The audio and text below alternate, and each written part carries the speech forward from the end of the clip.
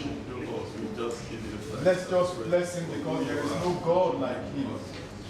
Thank you, our Father and our God. We bless you, Lord. We adore you. We magnify your name because you were good to us. Thank you for bringing us here again and again. We magnify your name, O Lord God Almighty. Let's thank God. It is a month exactly that we were here. He has brought us here. He has kept us. He has protected and provided for us. God has been merciful unto us in spite of all that are happening around us. We are here. Let us just thank him. Sometimes our senses might make us think that it is because of one thing or the other. It is just because of his mercy, because he wants us alive. We thank you, Lord. We thank you, Lord. We thank you, Lord. We thank you, Lord. We are not taking this for granted. We just bless your holy name. You are worthy, Lord. Oh, yes. You are worthy, Lord. You are worthy, Lord. You are worthy, Lord. You are worthy, Lord. You are worthy, Lord. My Lord, You are worthy, Lord.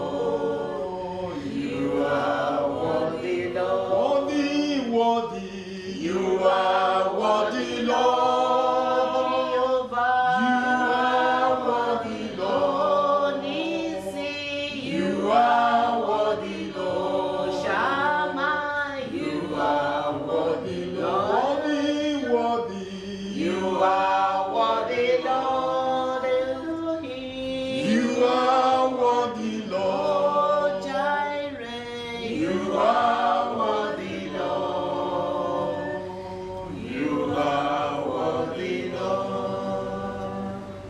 On behalf of Nigeria.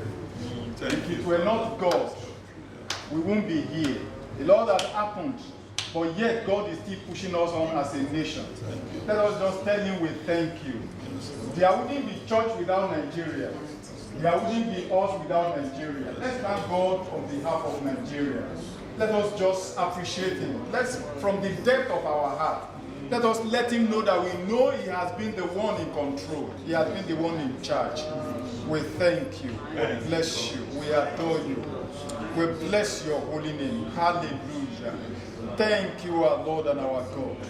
In Jesus' mighty name we have prayed. Amen. I want us to thank God on behalf of this ministry. The Lord has used this ministry to have blessed a lot of homes. With time, we will be listening to testimonies, and I know there will be terrific testimonies of what God has done in homes. Because these are the periods, very precarious and perilous moments in homes, that things are happening. But by the things we hear here, we know it has a kind of bring succor to many homes. Yes. We want to thank God on behalf of this ministry. Thank you. We want to thank God for how God has been helping. And how he has been dishing out his words from time to time, at least every once in a month. Let us give thanks to God for what he is doing. It is not by power, it is not by might, it has been by his Spirit. Father, we thank you, we bless you, Lord, we adore you. We magnify your name because of your grace upon this ministry, O God of heaven, Beth-Zatha Ministry, O God of heaven. Thank you for this couples fellowship, O God of heaven, that you have made a success all this while, and you are making a success. Thank you for things you've been doing. Thank you for what you are going to do. Thank you for what you are even going to do today. We bless your name. Let's thank God on behalf of the resource persons. Let's thank God for health. Let's thank God for provision. Let's thank God there wasn't any Saturday that we got here and discovered, oh, we can't hold the meeting because of one thing or the other. Let's just bless the name of the Lord for his mercies, for his greatness, for his power. Yes, Lord, for his supervisory role over our lives, over the life of the resource persons of this ministry. We thank you. Lord, we bless you. Lord, we thank you. Lord, we thank you. We bless you. We adore you for your grace. Yes, Lord, for your help, even for the people, oh God of heaven, you have set upon this commission. We worship you, Lord. Blessed be your name. In Jesus' mighty name we have prayed. Amen. Let's commit the meeting of this night into God's hands, that the Lord God of heaven will bring forth as many as He has ordained for one particular blessing. In every program there is a unique blessing for a unique individual. Let us pray that the Lord will bring such persons that the Lord has ordained this program for on their ways and their homes, that the Lord will touch them, bring them here, and the Lord God of heaven will cause His Spirit to move in this place, to bless all participants. Shall we pray in the name of Jesus? Father, we bless you, Lord, even on behalf of your children, that you have ordained to be partakers of the blessings of tonight. We are asking that, Lord, you will usher them here by your power wherever they are. And as they come, O God of heaven, you will, Lord God Almighty, bless them in your own way, uniquely, with that which you have prepared from the foundation of the world. Married and unmarried, O God of heaven, will be greatly blessed under the program of tonight, and we will go home rejoicing. We thank you. We bless your name.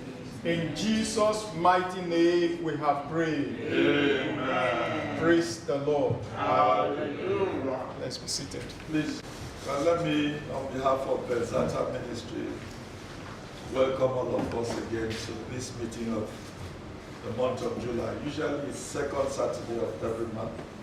Some of you are already used to it, others is just new. We want to use the opportunity also to welcome Samia and Rina. They got married last month, and so they are the latest, at least in this newest, the newest. We also want to thank God for all of you. Welcome to this meeting. Those of us who are back on holidays, those who have just completed their course in the university, the April, and Yola, you're welcome. My brother too, we welcome you so much. You're already old, so we also welcome you. What we do here actually is to prepare ourselves for the marriage, which is an institution that God Himself put in place. And it is not just for those who are already married or those who are just young in marriage, although that's our target, because we believe that if the young people in marriage begin to learn the principles of marrying or being in love and loving, then they will not have too many mistakes to make, like some of us who never had the opportunity. We discovered that many people who normally submit to the prerequisite of their church for premarital counseling, but we discovered that that period before marriage does not give them the essentials that they need to keep the marriage on. And actually the important time for counseling and learning is when you are in it. Marriage is such that it is better when you're on the job. When you are about to enter, you are anxious just to get into the euphoria of, loving one another, especially the emotional aspect of it, which is also good. But we discover that the real thing is when you are inside of it, then you begin to learn more and mature. This is the book we have been using here. It's called The Marriage Course. And this is a manual. It doesn't say it all, but it gives us the essentials, the things we can learn, from. And also it provides us some biblical references to show that these, things we're talking about is God initiated.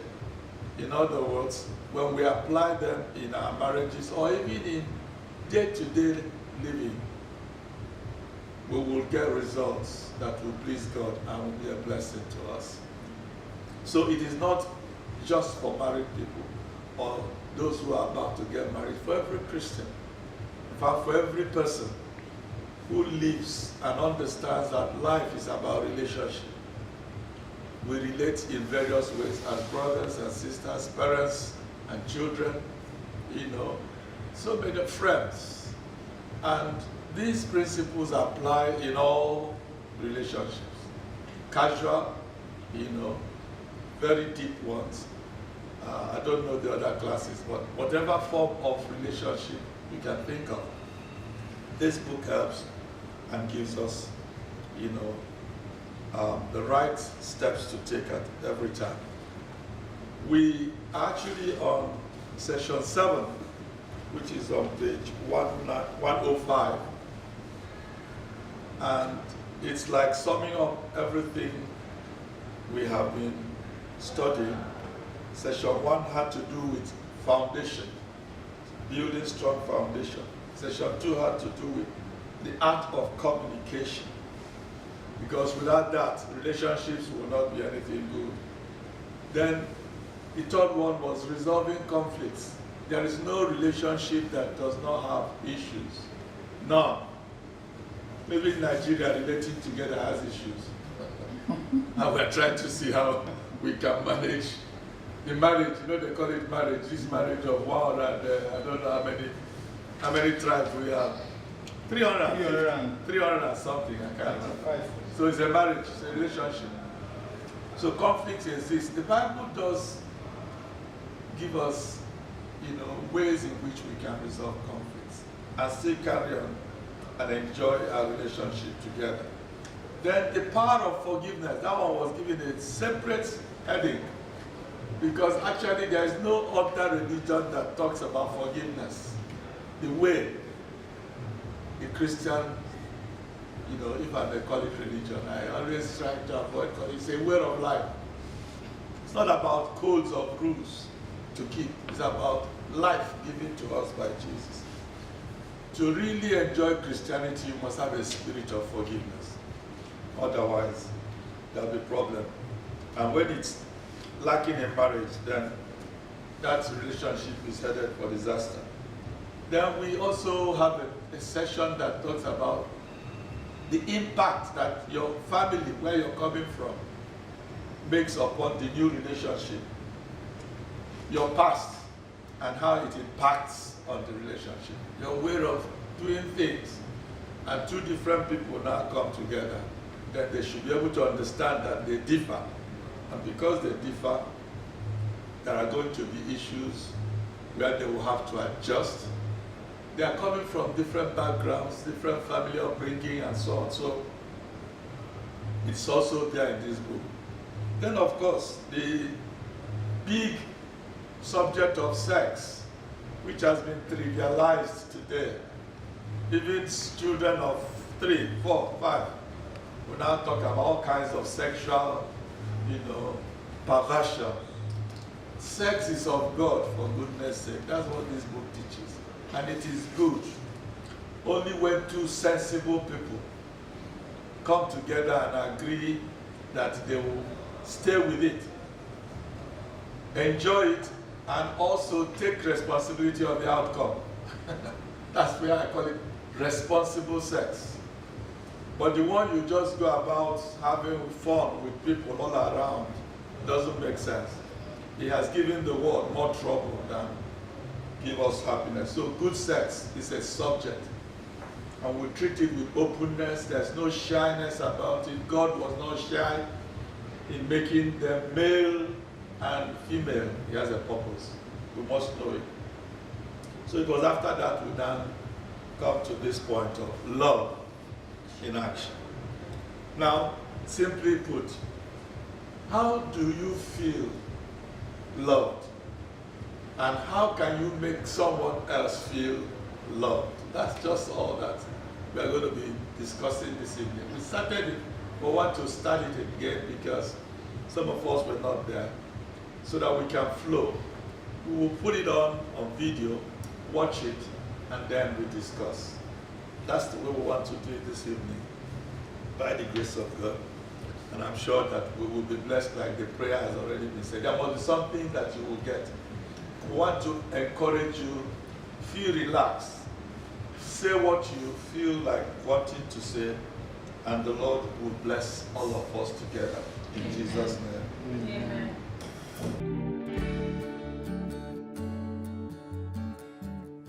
Welcome to the 7th session of the marriage course, where we're going to be talking about how we put love into action. A group of children were asked their views on love and marriage. The first question they were asked was, how can a stranger tell if two people are married? Rick, aged 8, said, they might have to guess, based on whether they're yelling at the same kids. The next question was, what do most people do on a date? Leah, aged 8, said, dates are for having fun, and people should use them to get to know each other. Even boys have something to say if you listen long enough. In answer to the question, when is it OK to kiss someone? Michelle, aged 10, replied, it is never OK to kiss a boy. They always slobber all over you. And to the final question, how do you make love last? 2 8-year-old boys gave some particularly valuable advice for husbands. Ben said, be a good kisser. It might make your wife forget that you never take the rubbish out.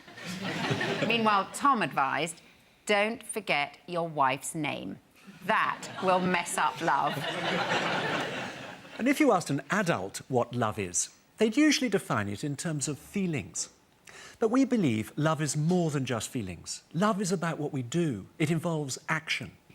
Love always means making a sacrifice for the sake of another. A marriage that is full of love is one in which we're giving to each other, where we're aiming to meet our husband or wife's needs so as to make them feel loved. We asked some people on the street questions about love. The first question we asked was, how do you like to give and receive love?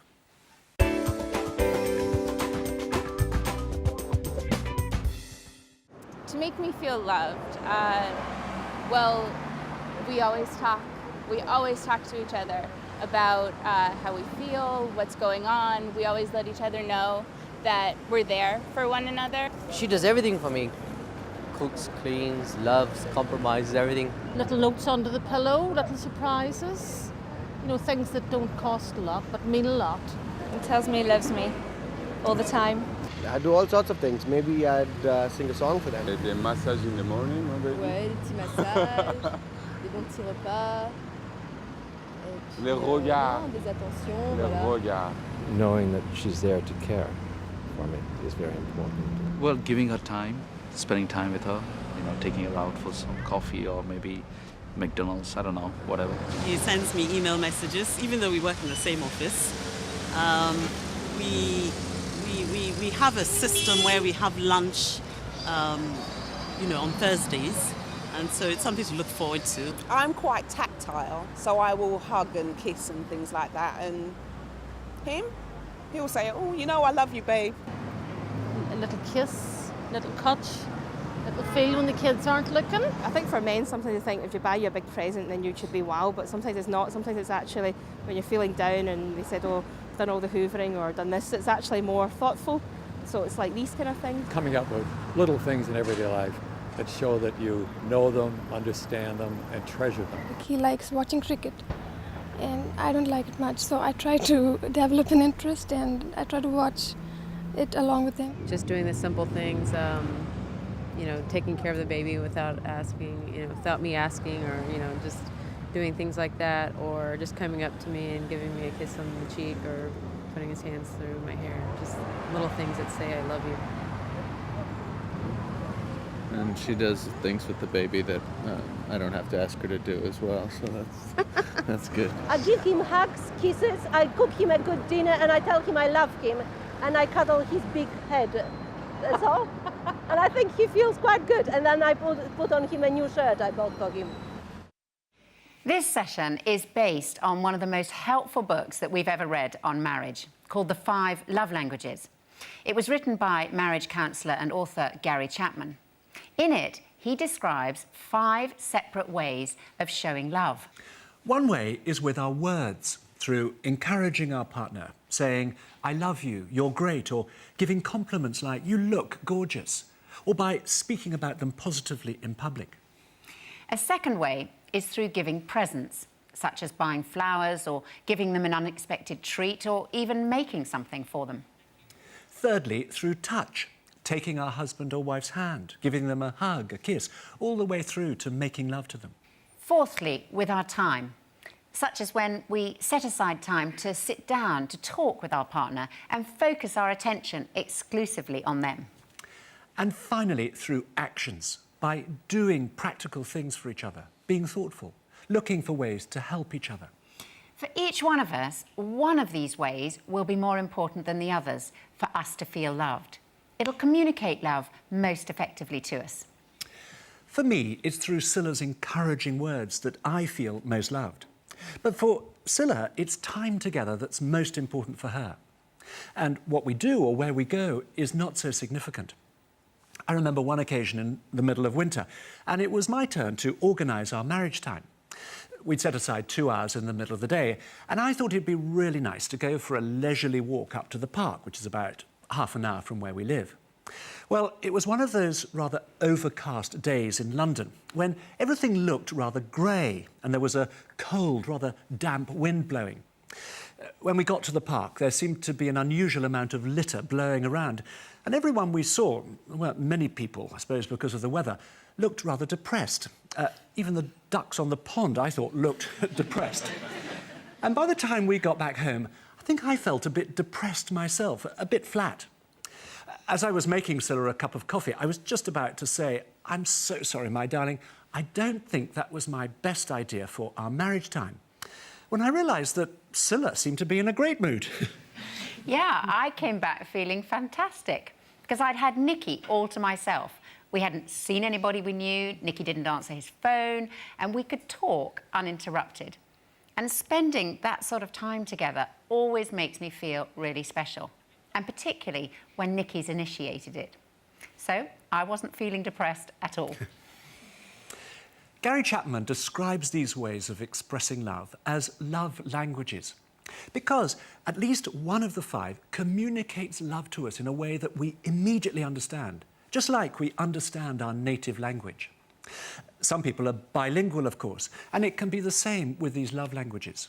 That is, there can be 2 that are almost equally effective in communicating love to us. So, for myself, words are closely followed by actions. And I know that if Scylla had kept all of her affirming words and helpful actions for our children and hadn't given any to me, I wouldn't feel very loved by her. For me, time is followed closely by touch. If Nicky gave all his time and touch to his computer, but not to me, I wouldn't feel there was much love in our marriage. We use those 2 examples of how easy it is to focus on the children or the computer because that's exactly what does happen so often in a marriage. But it also shows that Scylla and I are very different. Between us, we cover 4 out of the 5 love languages. In our experience, most couples are different. And the reason there's no feelings of love in many marriages is because we tend to show love in the way we like to receive it. That is, we use our own native love language and then are surprised when our partner doesn't feel loved by us. The concept of love languages was really important. When we first learnt about it in the course, it was really important to realise that actually Lise doesn't receive love the same way that I like to receive love, and to realise that leaving notes or telling her how beautiful she is or how much I appreciate her or preparing surprises for her is really how she can feel loved by me, and that's not necessarily how I like to feel loved. And so David would sort of do things like come and hug me all the time and stroke my arms and stuff like this. My arms get really ticklish, so it would just annoy me. And we'd be having people over for dinner and I'm sort of running around trying to get everything organised, and David just comes over and wants to give me these big hugs, and I was like, get off me, people are coming. And then I realised that's actually what he wanted. So for me now to know that actually one of the nicest things I can do for him is to stroke his back or to hug him or to touch him is a really special thing. Some people think that their husband or wife should automatically understand their way of showing love. But that's like thinking the French should understand English if we speak slowly and loudly enough. If we want to communicate effectively in France, we must learn to speak French. And we must communicate love to our husband or wife in the way that they best understand it. We must learn their love language. It's no good a husband saying, "But I kept telling her I loved her," if his wife's love language is time. It's no good his wife saying, "But I worked so hard for him," if his love language is touch. It's no good another husband saying, "But I bought her all those presents," if his wife's love language is words. I used to try to demonstrate my love to Deb by buying her gifts. You know, it's something my dad was really good at. He used to buy gifts for my mom, and she loved it. And so I remember once I bought Deb this really nice pen. We were on holiday, and I went into this gift shop, and I bought her this really lovely pen, and I gave her the pen just out of the blue, and because I knew she needed a pen. And so she said, looked at it, oh, that's really nice, and she opened it up. And then 2 weeks later, I was chatting with Deb's best friend, Helen, and Helen pulled out this pen. And I said, you know, I bought Deb a pen just like that. And she said, oh, Deb gave me this pen. I went berserk, and I went back and talked to Deb. What are you doing? But I realized, actually, that for Deb, gifts aren't really a big deal. When we first try using our partner's love language, it can feel odd, rather artificial and a bit forced. Some people think that love should always be natural and spontaneous. But loving effectively can take real work, just like learning a foreign language. Early in our marriage, we lived in Japan for 3 years, and I tried very hard to learn Japanese. At first, it felt very unnatural. It was difficult to get my mouth in the right shape to pronounce the sounds, and I had to put my tongue in places in my mouth that felt very strange. And it can feel rather like that when we have to learn a new love language that doesn't come naturally to us. I was brought up in a family where, yes, we hugged each other, but not very often. And so physical touch wasn't a natural thing for me to do. Whereas Rhett's grown up in a family where not only is his way of feeling love most physical touch, but also he's grown up in a family where his mum particularly is very demonstrative. And that, for me, was something that I really had to get used to, because it felt as if my personal space was being constantly invaded. And it's an area, actually, that we still have to work out. We do. We can all learn each other's love language. As I practiced getting my mouth around the Japanese sounds, it began to feel more natural, and Japanese people even started responding, which was a very rewarding experience. Now, before you work out what your love languages are, we're going to do a short crash course in each one. We want to start with loving words. Words are very powerful, either to build someone up or to put them down. A lack of loving words can have damaging results in a marriage. Learning to speak this language of love can make a huge difference. There are many different ways of using words, showing our appreciation, encouraging our partner, giving compliments. As I said earlier, Scylla's complimentary words mean a lot to me. So, if I've made something for her, I like Scylla to say something nice about it every day for at least 2 weeks. After that, every other day is fine. Which is something I have to remember and really work at. And that's often the case. Otherwise, our partner won't feel our love. He was feeling not so loved because I wasn't very forthcoming with words of affirmation, because they didn't mean anything to me particularly, so I didn't lavish them on Chris. And after that, I have tried quite hard to develop that, because it doesn't come naturally, and we get it goes a lot better. And there's so much you can learn. It's not just those 5 love languages. There are dialects within those love languages that are important.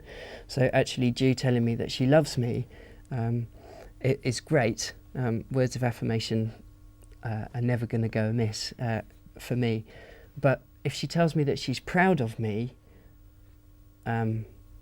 that's a cut above everything else. That's wonderful. When she's encouraging in that way, I find that fills my tank, as it were. Probably because of, I don't know, my background from my parents, as they went their separate ways and divorced. There was little time for kind of affirming words and that side of things. And there may be something in that, but now they are the most important thing to me. Learning that was, as I say, a revelation. In a marriage, we can easily get complacent and take the things that we do for one another for granted. I know if Nikki says to me, "Your spaghetti bolognese is the best in the world," when I've cooked it 1,000 times, it makes a huge difference to me. It shows me he's noticed and I feel valued, even over such a small thing. I don't feel taken for granted. Encouraging words are also vital in a marriage. I remember counselling a couple once, and they were about to divorce. And honestly, the air was vitriolic in the room. They just hurled insults and sarcasm at each other. And finally I said, stop. I said, can you tell me anything positive at all about your wife? He answered in a heartbeat. He said, she's a fantastic mother. I saw a look of utter astonishment cross this woman's face. She had never, ever heard her husband speak positively about her in public. I said to her, can you tell me anything positive about your husband? She said, same. He's a wonderful father. And I felt the atmosphere in that room change within milliseconds. In fact, I left the room and left them talking. And when I came back an hour later, they were still talking. The power of words is awesome. And you know, sometimes I meet people. I might be talking to a man and he'll say, oh, that's just me, I'm just sarcastic. She knows, no, that's not good enough. We have to stop being sarcastic. We have to stop bringing our husband or wife down in public and begin practicing the sheer power of praise. You look good in that. Thank you for what you did. I appreciate you. Words affect love. And without loving words, relationships begin to die. All of us have areas in our lives where we feel insecure, where we lack courage and confidence. For example, our partner may be nervous about starting a new job, and we can encourage them by saying, you're great, everyone will love you, I'll be thinking of you today. We should be our husband or wife's #1 fan. I think Pete being my #1 fan has been really important because I still do appreciate lots of reassurance, lots of encouragement, and I know that he's there. If I'm going for something that I'm not quite sure about, maybe, I'm going on a counselling course soon, and I was saying, I'm not really sure whether I'm up to this. But Pete was totally encouraging and said, go for it. Yes, yes. I think just to get those words of reassurance help you sail through the day thinking that, you know, if Jill is on my side, then I can face that. I can go forward with confidence, and it really makes a big difference. It's within our power to bring out our partner's full potential through our words. And words can be just as powerful whether said or written down. I just know that when I said something, you know, nice to say, or a kind word, just something just to build her up, I just see her just blossoming in front of me, and it's great. I sort of write a little notes in the morning, just little cards from time to time, and it's just great for her. We have this little notebook that is in the kitchen, and most mornings, I can't say it happens every morning, but most mornings... Didn't happen today. Most mornings, David will write me a little note in this book in the kitchen, and if he's written a note, he puts it up on its end. So when I go in the kitchen, I think, oh, I think there's a note in there, and I'll go and look, and that's always really amazing, and makes me feel very loved first thing in the morning when I'm half asleep.